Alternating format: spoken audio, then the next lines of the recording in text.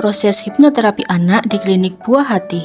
Yang pertama, orang tua perlu memahami bahwa proses terapi ini diperlukan kerjasama keduanya, antara terapis dan orang tua. Artinya, orang tua akan terlibat dalam proses terapi melalui tugas-tugas yang diberikan oleh terapis dan dilakukan di rumah.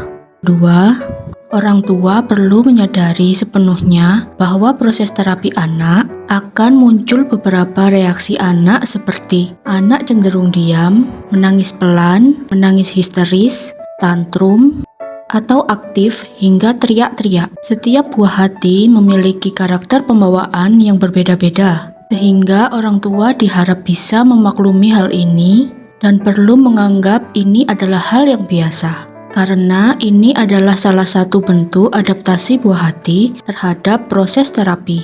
Ketiga, dalam proses konseling, yang berada di dalam ruangan adalah orang tua. Namun, dalam proses asesmen dan terapi, yang berada di dalam ruangan hanya hipnoterapis dan buah hati, yang artinya orang tua diwajibkan untuk menunggu di luar ruangan. Keempat, saat proses hipnoterapi anak tidak menggunakan hipnoterapi formal, di mana seseorang dibimbing relaksasi, melainkan menggunakan pendekatan converged hypnosis atau yang dikenal sebagai hipnosis terselubung, dengan sebagaimana anak tetap membuka mata. 5. Durasi terapi yang dilakukan biasanya pada sesi 1 dan 2 membutuhkan waktu sekitar 1-2 jam. Dan sesi selanjutnya biasanya membutuhkan waktu selama 30 menit hingga 1 jam. Bagaimana mekanisme untuk mendapatkan layanan terapi anak di klinik anak buah hati? Yang pertama, calon klien bisa menghubungi kami melalui WhatsApp, kemudian klien konsultasi dengan mengisi form yang diberikan oleh klien care kami. Dari yang sudah dituliskan, kami mendapatkan gambaran masalah atau keluhannya.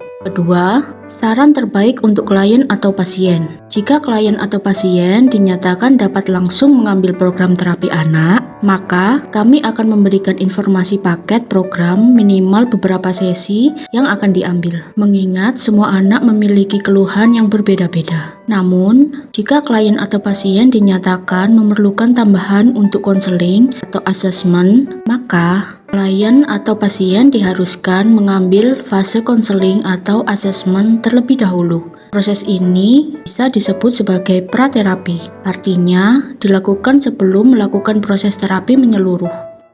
Yang ketiga, klien atau pasien melakukan registrasi untuk syarat reservasi jadwal. Perlu dipahami bahwa layanan terapi anak selalu penuh, oleh karenanya jadwal akan selalu berubah setiap waktu. Untuk itu, diharap segera melakukan reservasi. Yang keempat, klien atau pasien datang ke klinik kami. Disclaimer, seluruh proses terapi merupakan kontrak upaya, bukan kontrak hasil. Sesuai dengan kode etik profesi kesehatan tidak boleh memberikan janji akan pemulihan atau kesembuhan terhadap pasien. Yang dapat kami berikan hanyalah layanan dan upaya terbaik sesuai dengan keilmuan dan pengalaman kami.